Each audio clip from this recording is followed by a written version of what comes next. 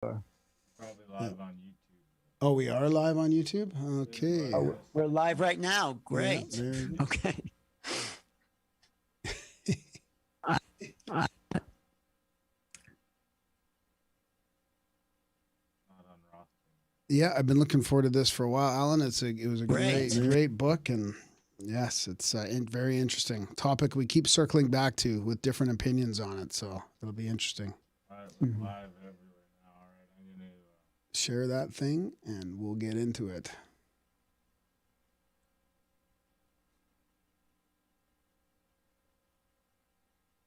All right, ready? Yep. All right. Tonight we've got Alan Steinfeld with us. He's an explorer of consciousness, is a host of the weekly television series New Realities in New York. And he's also been at Contact in the Desert, and he's been involved in the UFO field for quite a while. And his new book is fantastic. It's called Making Contact, Preparing for the New Realities of Extraterrestrial Existence. there it is. There it is. Oh, yeah, there it is. Screen share. Yes. Awesome. You Out can on, get it on May Amazon. 4th. Yeah. Yeah, there you go. So just go to Amazon, Making Contact, put my name, and order the book. Thanks, Darren. Yeah, that's great. I mean, honestly, it was a good book because it was also not just about ETs and making contact, because you have a lot of the consciousness stuff in there, a little bit of the quantum physics, and kind of, like you said, preparing for the new realities. And to be honest with you, my favorite chapter was yours. Oh, really? Thank Yes. you. So I really appreciated your contribution to the book. Well, I wrote a book that's a collection. It's not just my chapter. Some of the best experts in the field, Nick Pope, who worked for the Ministry of Defense, Linda Moulton Howe, who's probably one of the best researchers out there, Whitley Strieber, who's one of the longest contactees. So I wanted a book that presented many different perspectives on the topic, because no one knows the truth. Nobody, including the government, no matter what they say or don't say, know what's going on with this phenomena. So the only way, they talk about in linguistics to have a cluster of meanings. So I wanted a cluster of approaches. So the reader could then say, okay, maybe this makes sense. This doesn't make sense. Maybe this is what's going on, because contact is up to us. It's an inside job. That's what I tell people. Yeah, we were just talking to a guest who was he wasn't into all this stuff. He was a libertarian politician kind of thing. And we were talking about how consciousness plays a huge role in all this stuff in contact, depending on your intention and your belief systems and all that. I mean, do you want to explore a little bit about how consciousness plays a role in this?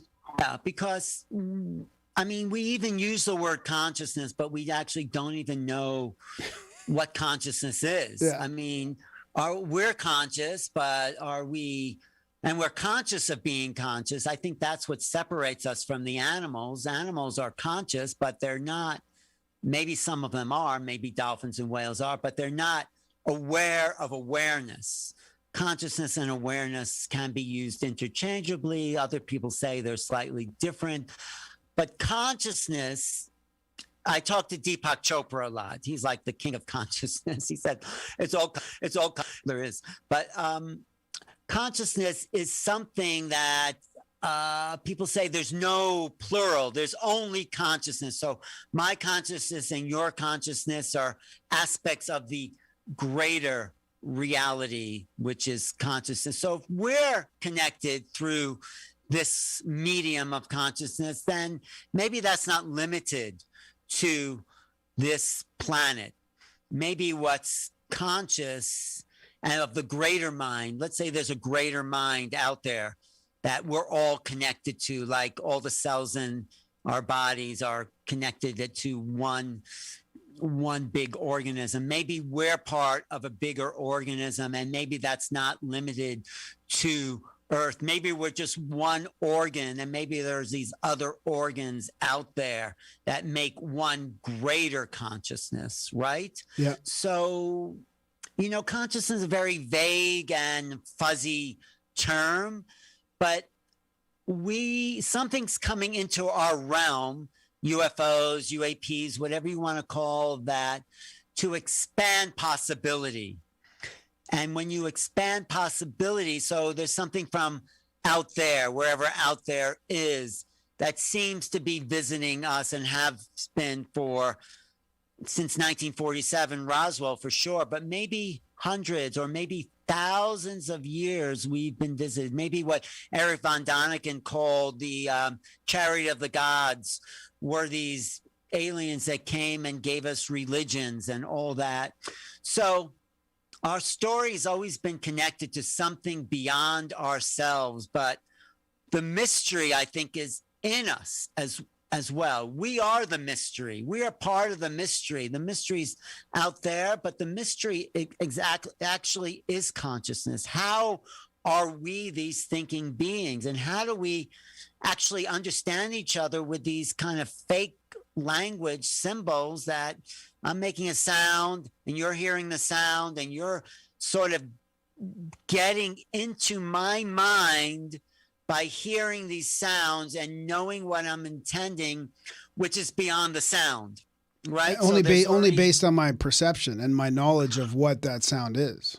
Exactly. But I think we have an agreement on what this sound means. Of course, if we're speaking a different language, it would be different. But let's say there are other beings that are not using sounds, but thought impressions or dreamscapes to communicate with us. And we're all part of this greater consciousness. That's my approach. So yeah, ETs, they're not, and they are that, I think, from other worlds, other domains, but they are here to show us more about ourselves. That's sort of my approach. Yeah. Does that make sense? Yeah, totally. And I mean, I do like how you put different approaches in the book, different cluster of approaches. Yes. Because it's a good time to explore all this, because we've gone through the last, let's say 3 or 4 years, we've gone through all kinds of crazy acceptance, and we have sort of like normal friends and people saying, hey, you were kind of right about UFOs because I saw it in the New York Times, or now I kind of believe because it's now in the public's eye officially or whatever. And then there's all of us that have been studying this for decades and we're like, oh God, this is we don't know what to believe anymore because we don't trust the organizations that are giving us this information. Or let's just, for example, I mean, a lot of stuff has changed over the last few years. So do you find that it's, especially, over the last year, the trust level of institutions and governments, I mean, it's at an all-time low, I would say. It is. And you know what? They don't know what's going on. That's the big problem here. They don't know how to manage the phenomenon. They don't even know what to say about it. They recently changed the whole branding approach from UFOs to UAPs. That's to kind of give it a little friendly, more scientific appeal. It's really, what did they change from UFO, unidentified flying object, to UAP, unexplained aerial phenomena? They went from object to phenomena.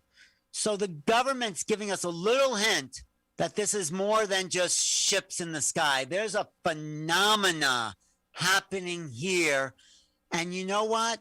They have no idea what it is. I think they don't want to admit that because that means they're helpless. That means they, don't know how to protect us, if that's really what the military is here to do. I mean, protect us from what? They don't think us from. So how, but that idea of protection is sort of an old paradigm anyway. Yeah. They are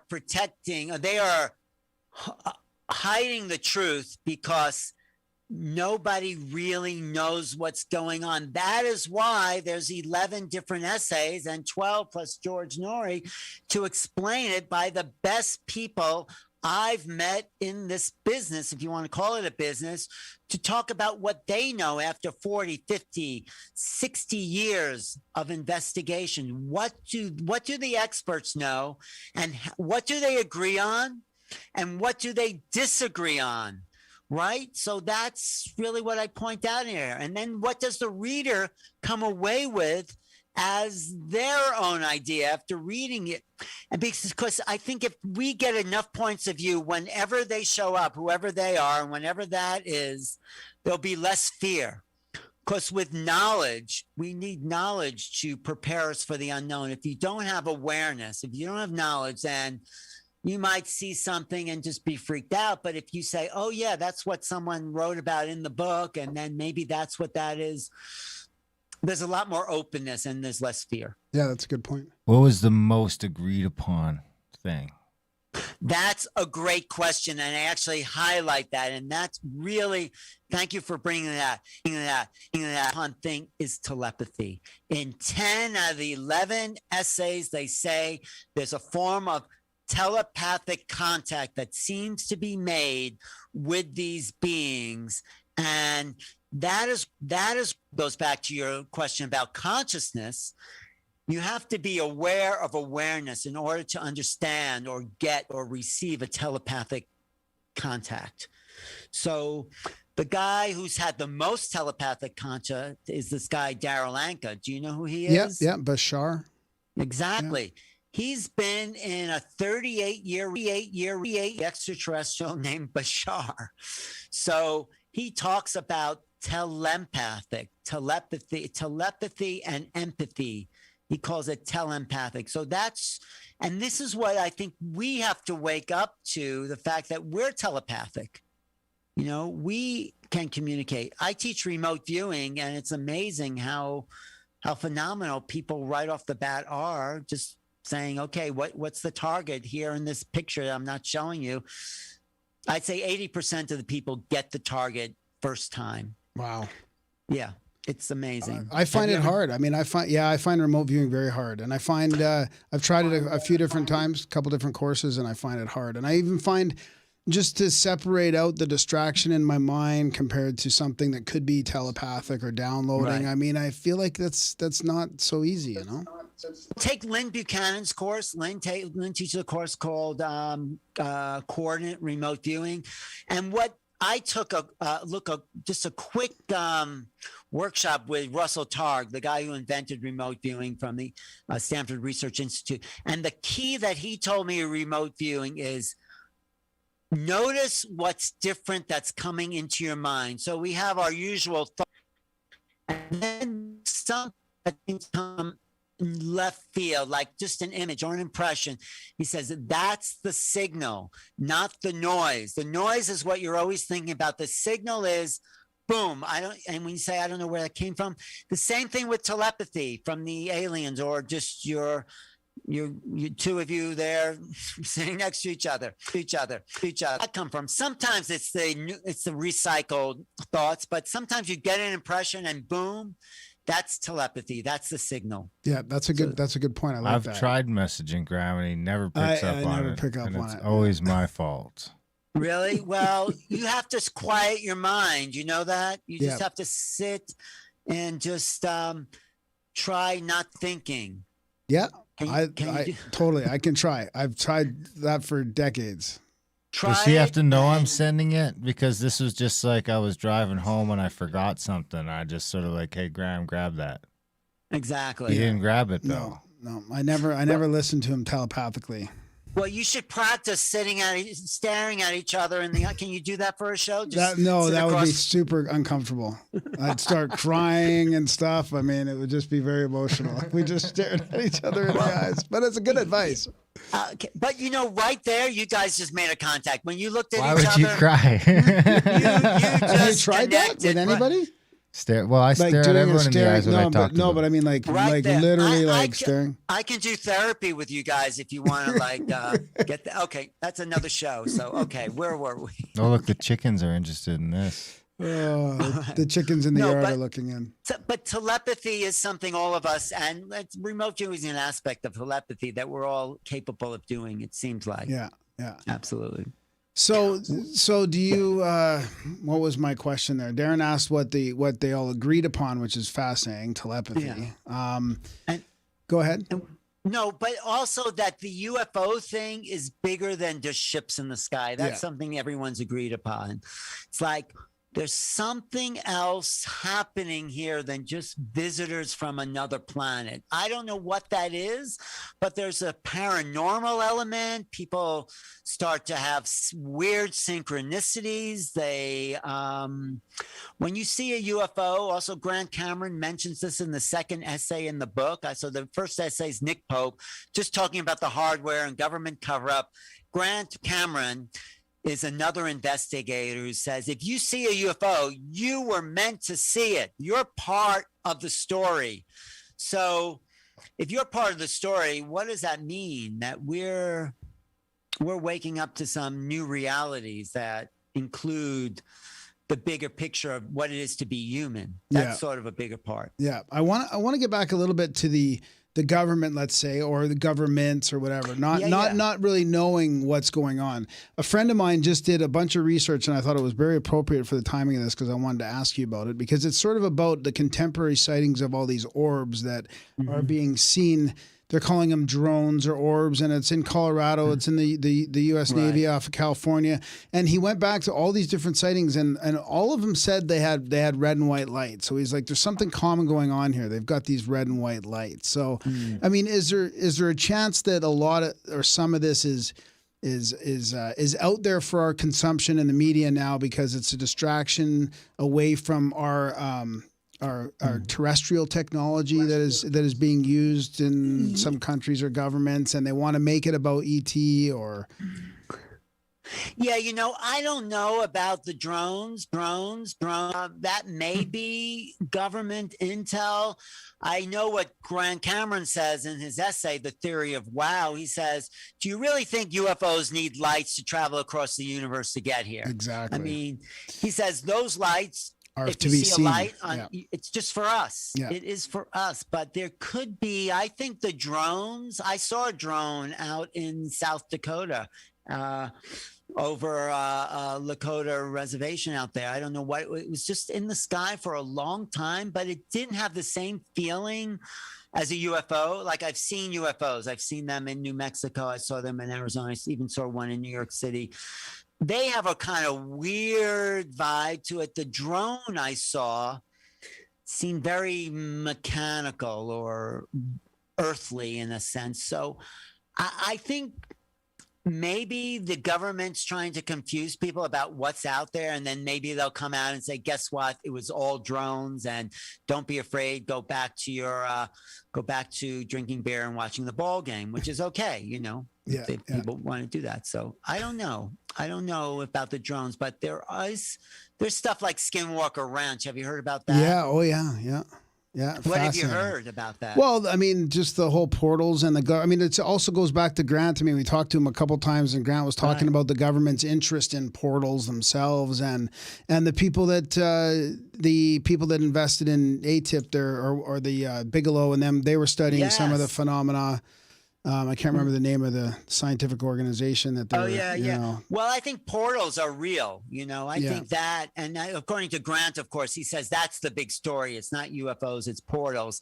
But I also want to talk about when I've seen these ETs appear in my dreams, they are very weird. Their energy is very strange. It's like they are different than human beings. Like I'm looking at you two guys, like, I could pass you on the street, you regular sort of people, I think. I don't know you very well, but you seem like, regular guy. But when you're in the presence of these other beings, something weird, there's like a weird frequency. It's like, it's not creepy, but it's definitely distorting, and there's not a normal way to make sense of it. There's something off in these beings, whoever they are, and we have to learn how to practice being in these altered state. That's sort of what I have to say about that. I like that, because I do agree with you that the more you're sort of open to this or reading about it or learning about it, and when you do, if something does happen, it will create that little bit of space for you, maybe not to react, maybe to respond instead of reacting to it. Maybe, your fear doesn't kick in. Maybe you can start being curious about it. What about spirits or gods? I mean, we have all these ancient civilizations used to talk about the gods coming down to them, maybe procreating with them or having conversations with them, from the Greeks to the Romans to the, all down the gamut, the gods were sort of interacting. I mean, people kind of spin that the way that it's always been aliens, but you could go the other way too. Right. We're so used to such a simple cosmology, used to just like, there's people and maybe there's angels, and that's as far as most people get. Or there may be disincarnate, maybe ghosts. But what if the world and the universe was much more complex?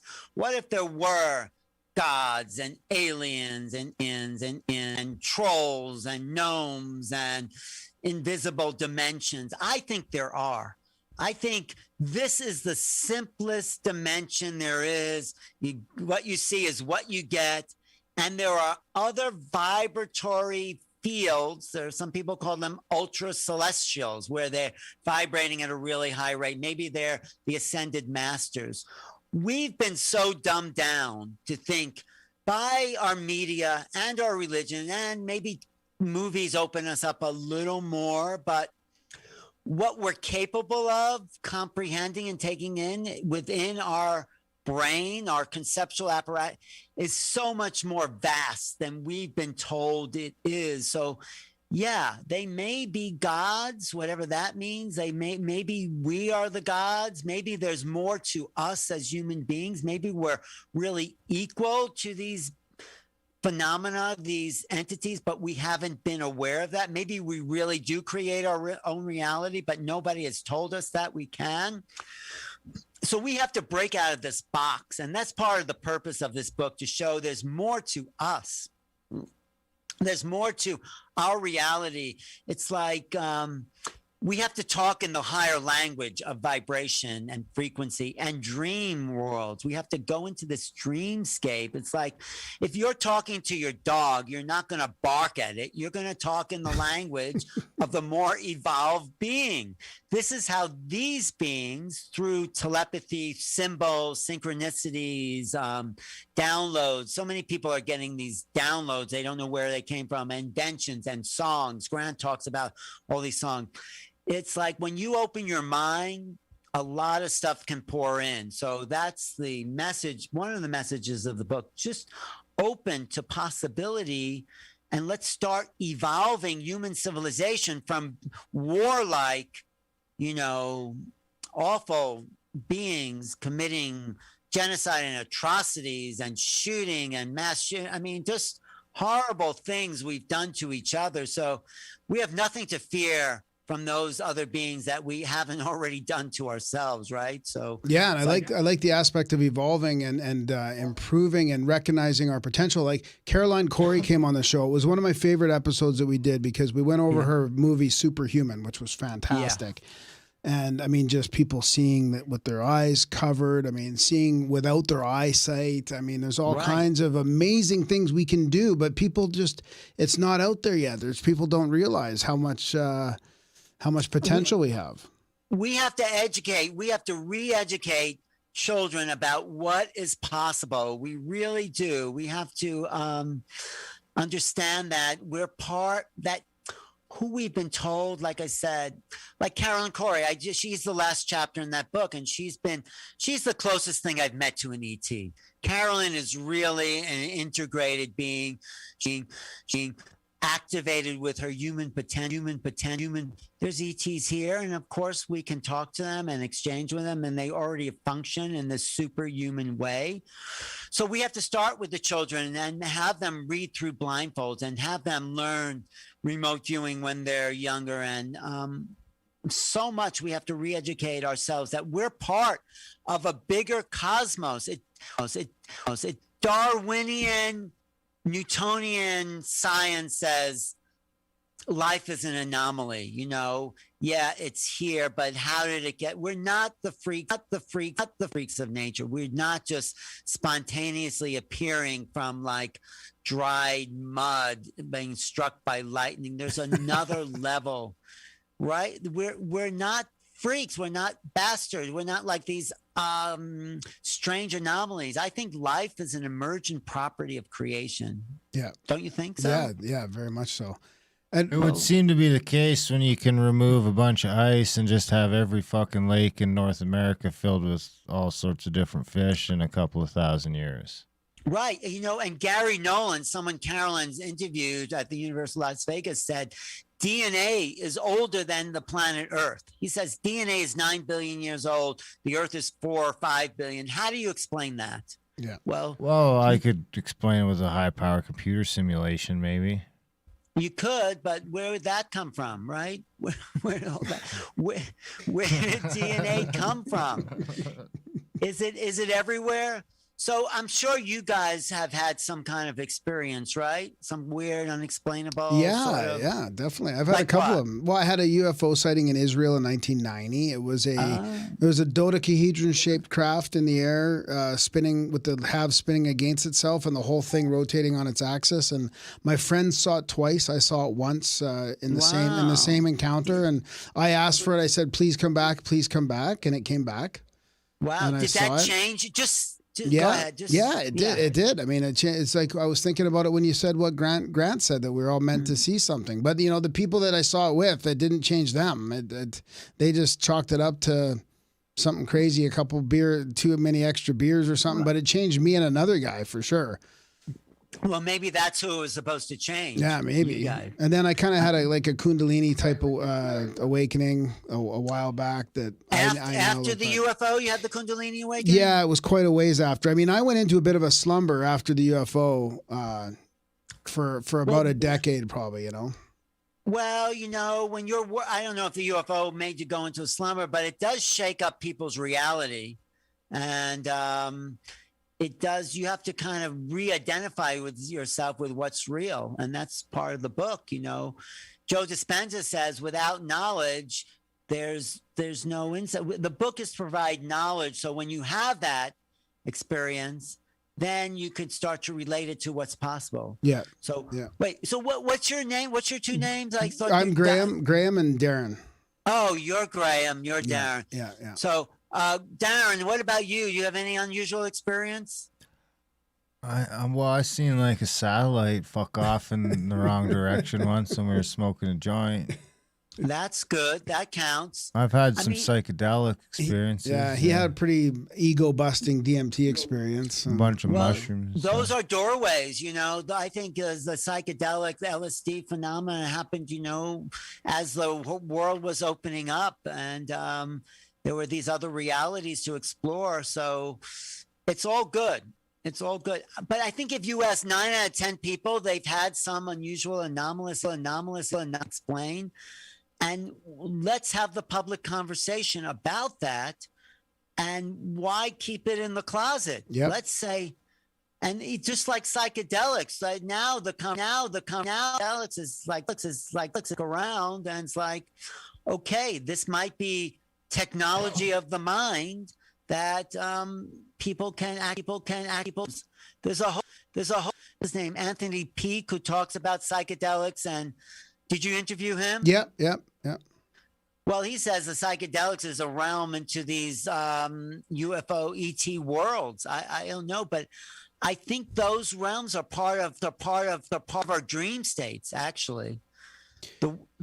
Yeah, I think it's all connected as well. I mean, can you talk about your chapter in the book a little bit and your experiences, because that was the fascinating part for me. Well, thank you.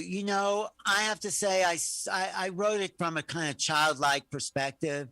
Did you read the chapter, Darren? No, I don't read the books. I just Okay. I'm the guy on the street. I'm going to get the audiobook for you, okay? Well, anyway, I'll tell you the story. That's okay. Because I write it from a really child's point of view, because I was always interested in science fiction. I always felt really different than the rest of my family. I thought, well, they're doing the regular thing, and I was kind of bored with that growing up in suburbia, and it's like, what else is going on? So I always thought, like, how come no one's talking about the stars and the moon?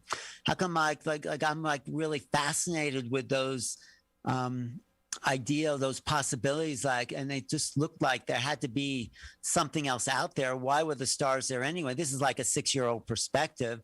Started to read a lot of science fiction books and like really become obsessed with that.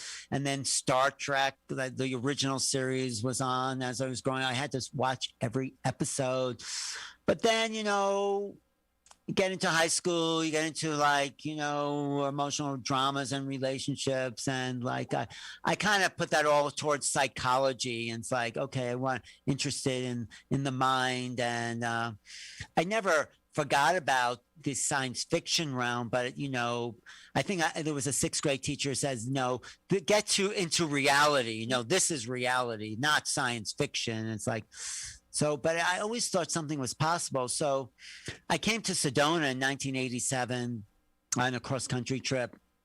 People were talking about, it was UFOs, but I met this woman and we drove back east cross-country and we stopped at this we were driving along Route 80 and there was this place in western Nebraska that said, enter at your own risk, by this deserted canal. And because we were really tired, we just went, and we felt like we were frozen in suspended animation throughout the whole, like we didn't move.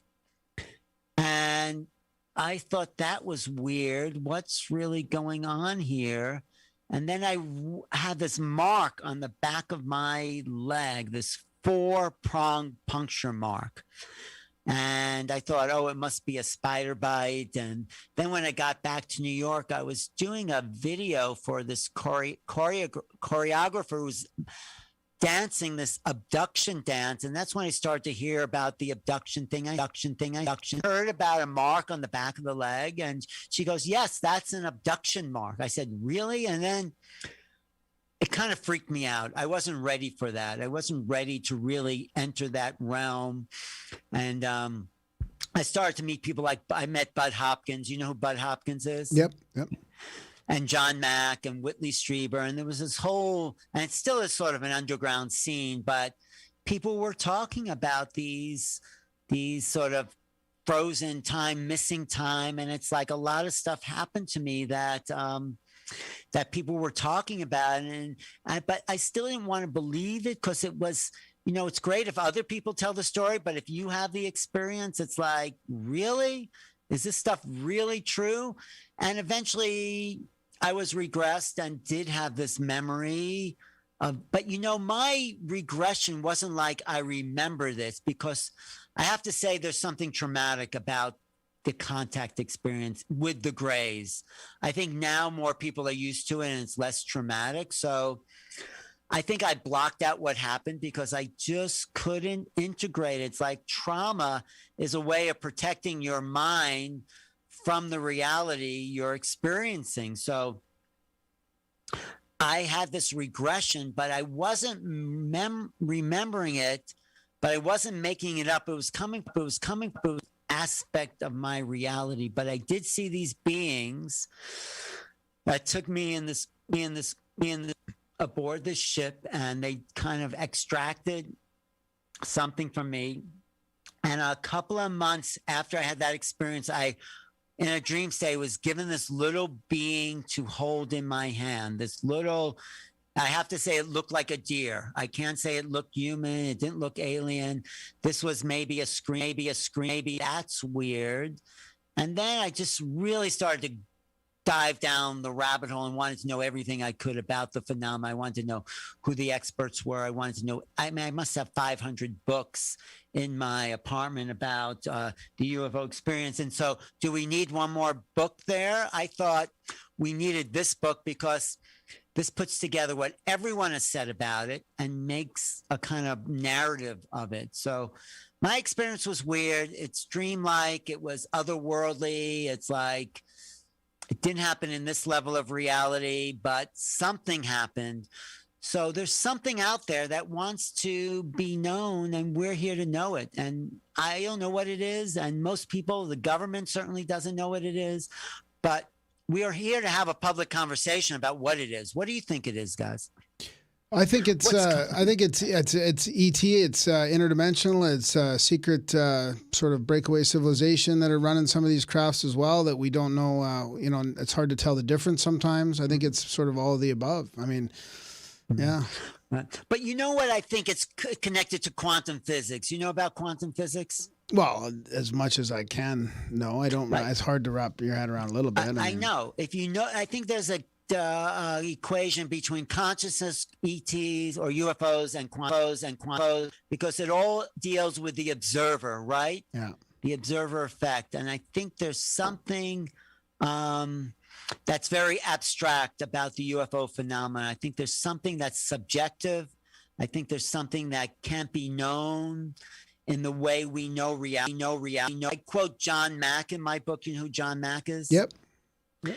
And John Mack, the Harvard psychiatrist, says that in order to understand this phenomena, we need other ways of knowing. We have to step out of the linear, rational mind. And that's what we're really attached to, rational. I think psychedelics, altered states, they get us into other shamanic practices. It gets us out of that rational state. And I think that's really where we have to go to start to integrate what this is really about. It's not linear. It's not rational as we know rationality. It's something else. Yeah, we'd be out looking for UFOs in our CE5 group and all that, and some people would see the same thing, and others in the circle wouldn't see it. I mean, it's so. How is that? There's something about the observer effect there that some people are pulling it in, some people aren't, and sometimes we would see all the same thing. I mean, sometimes we'd all get up out of our chair and exclaim like, "Oh my God, look at that!" You know, I mean, everybody sees it, but not all the time. It's very strange. So if you could manifest reality, though, then you could be able to just manifest those things too. You know, it could just be part of the side effect of the co-creation of reality. It could all be. It could be what the gods used to be and the aliens are now, and it's all just because, if we can use intention and manifestation to do things, then that's not out of the realm of possibility. That it's almost like a tulpa in a sense, which is what my take on some of the gods could even be lately, is that if enough people believe in them, then there could be dozens of gods running around up there, down there, wherever. No, if enough people believe in UFOs, ETs, maybe that's exactly what it is, a manifestation of the unconscious, right? Yep. I mean, yeah, because that unconscious is kind of the key. Is once you can dabble into that unconscious, you're in my experience, in my opinion, I guess, as well. Yeah. You're at that quantum level. You're playing in that you're in the quantum level, and at the same time you're in the realm of the gods where you can tweak things and adjust them. And that's the incredible thing about consciousness. It's so malleable. We don't even know how to use it. We don't even know how to use what we got. It's like a default. If you don't set your password, a password be set for you. If you don't know how to use consciousness, the program reality will tell you what's real. So our civilization's at such a point that if you don't live your life, it'll just drag you along, and your whole life you'll just be in the passenger seat. Be a robot to the system that's already in place that wants to perpetuate its profits and its greed and all those things that keep the bigger that kind of corporate system. This is why, we're in school for 12 years, college, and we sit behind a desk, and all we can do when we graduate, if you're not like an adventurer, is sit behind a desk. And, that's okay if people want to do it, but there's definitely more to reality than sitting behind a desk. Not that there's anything wrong with sitting behind the desk you're sitting behind, guys, but yeah. Well, no, I mean, let's not sugarcoat it. There is. I mean, yeah, there is. There is. I mean, absolutely. There is. You're wasting it. Right. And there's something magical and incredible. And you do have to sit behind that desk maybe for 8 hours a day, because that's how you make ends meet. But you don't have to sit behind that desk to sit behind the car, to go to behind the steering wheel, to go sit at the dinner table and not talk and stare at your phone, and then go sit on the couch and watch television until you go to bed. That's what life is in the 21st century, though. That is most of people. They're missing bigger reality. So we're already in the zombie apocalypse. Absolutely, we're in it. But the UFOs, ETs, whatever's out there, maybe are here to help wake us up to out of the apocalypse. That's kind of what I was going to ask you is, are they helping? Yeah. Are they, I mean, one of the, I've read a couple books where they're sort of skeptical on that. They're like, well, they've made contact with the governments or with higher levels. And so why are the good ETs that we can go out and make contact with in the dark sky with a new moon, why aren't they kind of intervening here? I think they are intervening, the good ETs. They says UFO is like a outreach program from the cosmos for cosmos. That's us. We are the consciously impaired. They are intervening. They're showing up in greater numbers back to the government. I think Darren will appreciate there's sort of a fracture within the deep state sort of containers that some people want to come out with this and some people don't. And there's like, I don't know that, but I suspect there's some kind of inner, if you want to call it that, struggle to get the truth out there because it's time. And other people saying, no, we need to hold back. So we're at like a real breaking point within the mass culture where the zombie mindset is about to crack open, and people are going to be shocked because they're not going to see this on their television. They're going to see it maybe in their skies, or you're going to get a telepathic download and you say, what's that? So I think it's all going to come loose. That's interesting. So how do you see that playing out then? It's not going to be from our governments per se, because I've always been an advocate for a disclosure that was just like, accept the mystery, that it's a mystery. Mm-hmm. And the media and the scientific establishment or academia should accept the mystery as it is. And it doesn't mean we have all the answers, and the government doesn't have to say it's true or not. They don't even have to get involved. It's just the PR department of the government, the media, and the academia to accept it. How do you think it's going to play out from an official stance? Well, it's being played out more. Did you see the New York Times, April 12th? More and more people are having UFO sightings worldwide. There's more people I meet all the day, every day. Straight-laced people who never believed any of this stuff. Even by the government, there was a post on Reddit by a woman named Angeli. She had a near-death experience, but then she started to see these ETs, and she was inside government intel, and she just like saying these beings are here and they're talking to us and they're coming, and then we have to clean up our act. And I would say more and more people, average people who don't think anything about it, are starting to see something and wake up. The Phoenix Lights woke up the whole city of Phoenix in 1997. Yeah. Lynn Katai, a normal doctor, GP, her life was never the same. She dropped her practice for like 10 years in order to say, what happened? What did I just see? So it's being played out in a way, one by one. I mean, and eventually, truth passes through 3 stages. You've heard that by Schopenhauer. Yep. First, it's ridiculed. No, first it's denied. Then it's ridiculed. And then it's taken as self-evident. We are coming out of the ridicule phase into the self-evident phase. And this is progress. This is an evolution for the human species. When we realize we're part of something bigger, something else starts to wake up in us. Something else starts to happen, and we start to, I think, realize we're just one humanity, and why are we killing each other? That's like the biggest mystery here. What is all that about? Yeah, I mean, but I kind of hate putting that on the people. I like to try and hold the people that are running the show responsible for the genocides and the wars. I mean, I don't think that we're inherently warlike ourselves. I think we're more cooperative, but there's forces that, brainwash us or whatever that get us into all that. I don't know. I mean, I think a lot of relationships can be sort of abusive, and not all of them. But that's a good point. Yeah. Right. I think we're animals. Yeah, we're that's a good point. And we need to be the gods, as Darren said. We have to take care of those personal relationships as well. If we're not nice to each other in our house. And most of the violence happens at home, maybe between Yeah, good families. point. Good point. Yeah. Well, that's where the homework is. We have to clean up our mess. Marshall Rosenberg, who I met, he started this thing called nonviolent communication. He was negotiating between the Israelis and Palestinians, and he said the worst violence he ever seen has been in families between husbands and wives and parents and children. That was worse than negotiating these, decade-long feuds that have been happening. So Yeah, I've read his books. He's got good stuff.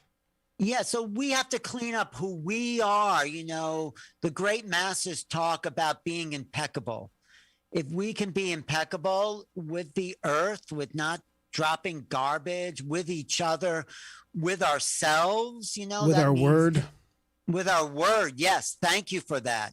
Yes. So that's going to change us. And that's the way we're going to get ready for something bigger, is to become like nice human beings. I talked to Bruce Lipton. He says, we're not humans until we have humanity. Humanity is when we're all sort of cohesive and in touch and in harmony. Not one world order, but a one sentient. Well, it's contact. It doesn't have to be contact with extraterrestrials or anyone. It could be contact with people you care about, people you love, people you never met before, just contact with people. Yeah, if contact starts at home, making contact starts at home. When these beings don't want to have anything, this is my feeling with like a bunch of animals whose favorite pastime is tribal warfare. This is something Stanton Friedman used to say. It's like, we have to grow up. I'm looking at my behavior and what can I do better and be more impeccable. So that's sort of a side benefit to entering the bigger picture of the cosmos. We have to be more human. Yeah, I like it. I love that. Be the change that you want to see in the world too. It all comes back to that kind of thing. Well, it really does, because it doesn't matter if there's aliens visiting us in a way. What are we doing to each other? That's the big picture here. Yeah. That's how I start my book about getting over the. Did you see the introduction to the book there? Yeah. By Nori. No, by Nori. But then after that, I do this little prologue there, yeah, and I say, it's by this abolitionist from 1844, where he talks about new experiencing, breaking, and new possibilities. And this is what we need to be ready for, but we have to clean up our mess. I heard a rumor that Coast to Coast was a government shill operation. What do you think about that? I heard a guy that got offered Nori's job and he turned it down because there was too much trouble. I don't believe that. I think George is pretty sincere. I like George. He actually wrote No, there's a lot of people who say my favorite experts are government paying. I think the guy who said that about George Nori is probably a government intel telling people. You're right. That's I hope not, because he said some crazy stuff that maybe only a government person would know. Exactly. So you have to watch what you're saying and what we believe.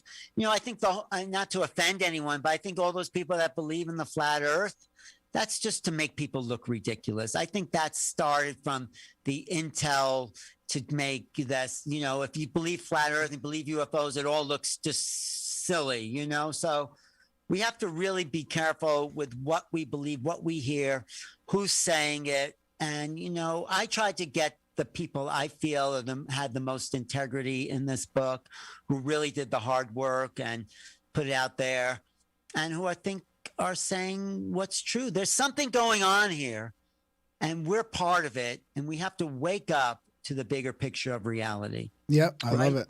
Did you have more sightings too, physical sightings later on?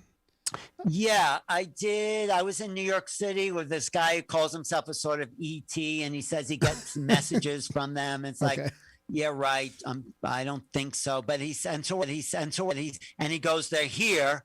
And I say, where? And he says, and he points straight up, and straight above there were like maybe half a dozen of these silver objects, these silver ball, but way up in the sky. I mean, higher than any airplane, but you could, and then, well, they were there. Something was there. There was another time in New York City where I saw this strange light moving. I thought I saw like a blue beam come out of it. And I said to myself, did I see a, and then it happened again.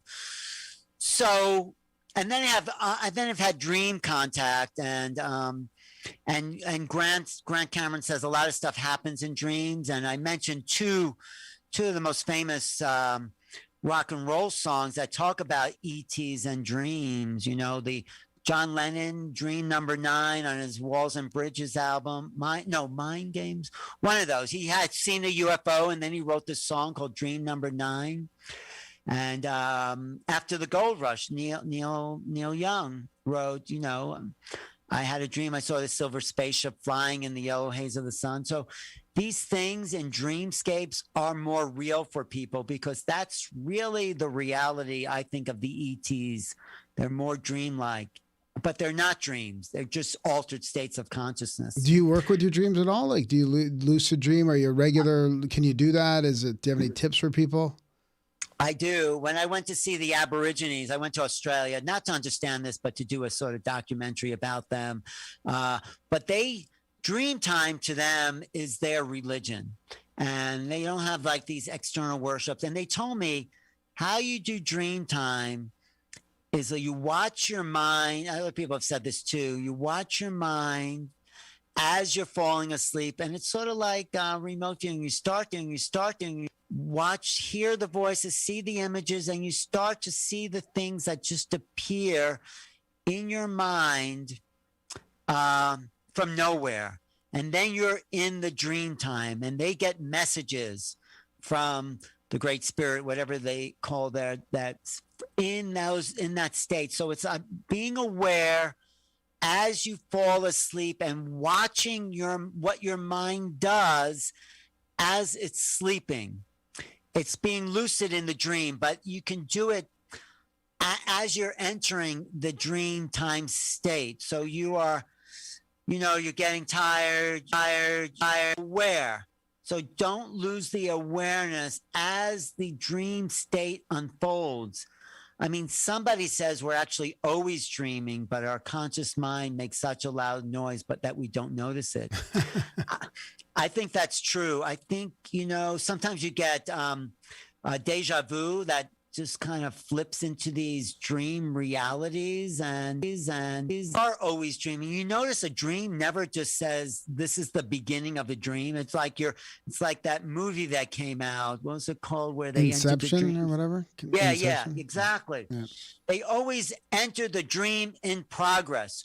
We are in the dream in progress, and so that's another sign that you're in the dream time.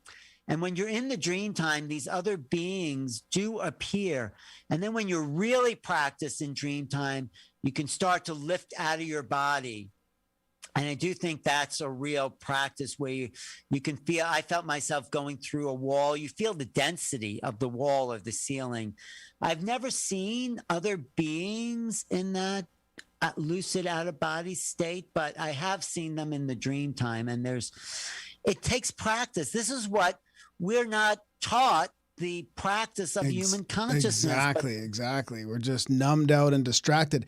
I mean, because it's hard to remember. I mean, I started the other day, we did a show on lucid dreaming. I started recording my dreams again and trying to bring that back into my awareness so I could start like learning from them and remembering them more. And it becomes more interesting and more fun to sleep and to figure out what you were dreaming about. And so do you have any techniques on being able to remember? Because if you can't, I mean, you can't even get messages of them if you don't remember them. So exactly. So my technique, I should go soon though. I think I have another program coming. Yeah, no problem. But the technique, as soon as you get up, as soon as you wake up, don't even get out of bed, write the dream down, write what happened to you, write down right there, right away. Yeah. Don't even question it. It's just like, whatever's coming, you write it down. Don't interpret it. Write it all out.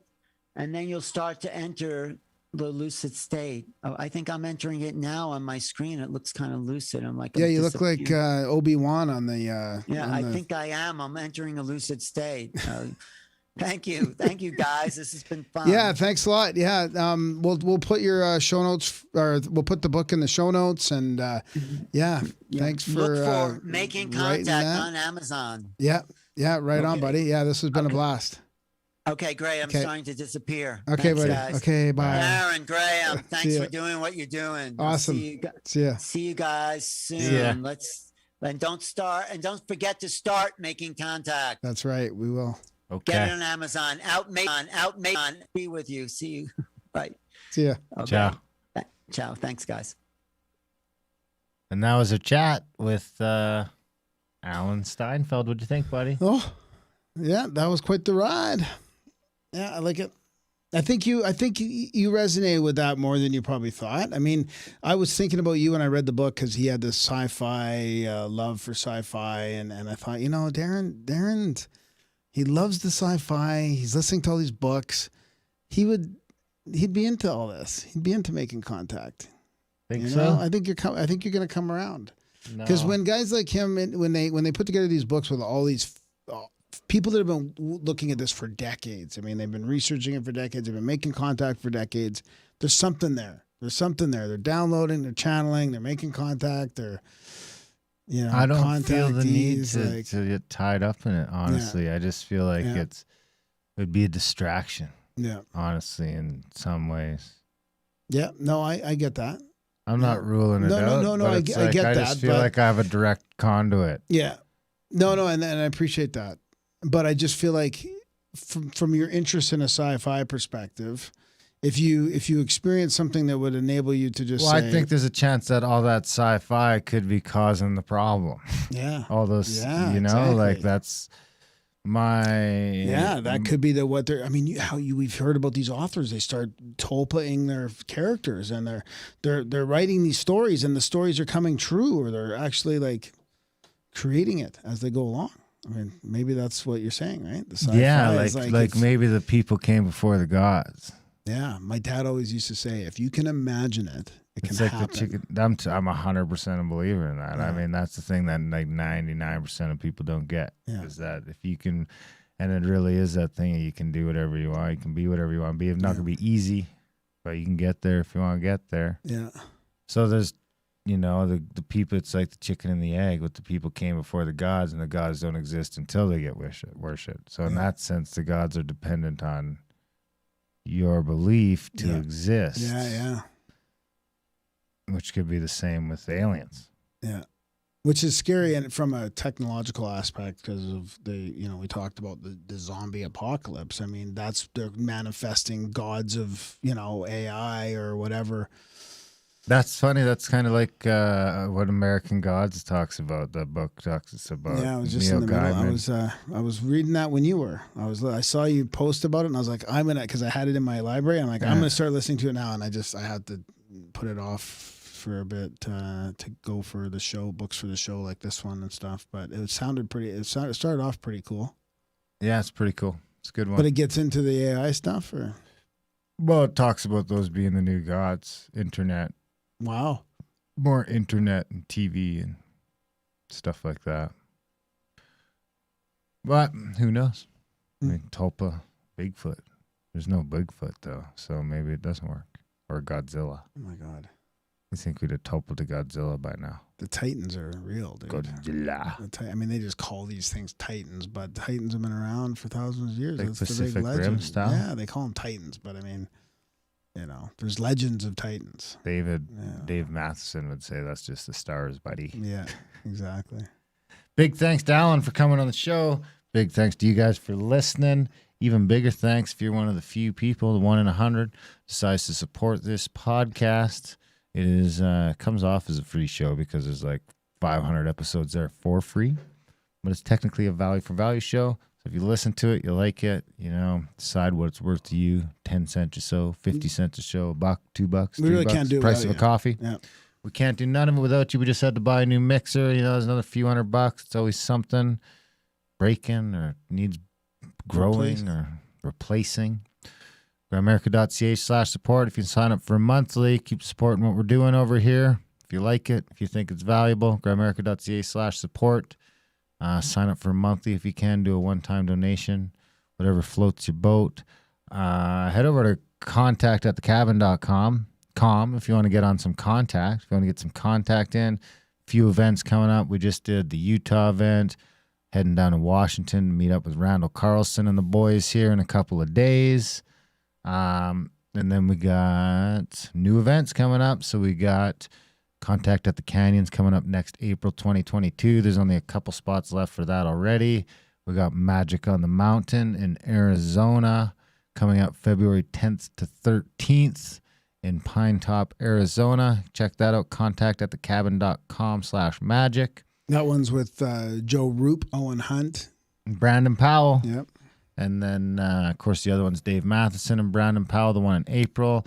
And then just today, we launched another Randall Carlson one we're going to do in the Scabland, September 20th to 25th, 2021, which is technically the next one, I guess. If you want to check that out, head over to contact@thecabin.com/Carlson. If you just go to contact@thecabin.com, all the events are there. You can navigate through them. What else? Spamgram. Adultbrain.com. Adultbrain.com if you want Or to is get it on those .ca? audiobooks. .ca. Adultbrain.ca. Adultbrain.com was not available. Oh, wow. .ca was. Adultbrain.ca if you want to get on the audiobooks Graham reads. GramAmericaOutlawed.ca if you want to check out our other podcast. Rockfin.com if you want to see our video stuff. Spamgram. Be kind to each other. Join the chats. GramAmerica.ca/chats. We love you, motherfuckers. Thanks for listening, and we will see you next week.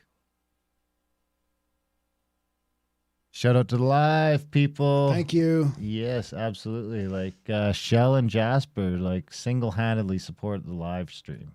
Thank you, guys. Come in between you the guys two are of them, awesome. between the two shows, I think got $200. Oh, in Innerly tips. Lad was there too. That's awesome. Yeah, he's taken over from YouTube. I don't interact with the YouTube live show anymore. We are still there. I see there's 25 people watching on YouTube. If you want to comment and interact with us while we're podcasting now, the only place to do that is on Rockfin. I only watch the Rockfin chats. It's still free. You just have to go to rockfin.com/Gramerica, make a free account. You'll see the first hour of Outlawed streamed free every week, and you'll see every Gramerica show streamed free, and you don't have to go to YouTube anymore because YouTube is the fucking devil. Thanks for listening, and we'll see you next week.